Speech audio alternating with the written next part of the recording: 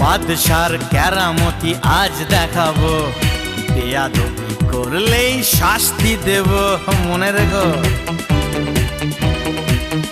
ওই জমকালো জব্বাটা নিয়ে এসো ভাই, আজ রাতে রাজা রাজা ভাবানা চাই। আহ আর ঢেলো না পেয়ালায়, আরে দেখো নেশা না চড়ে যায়।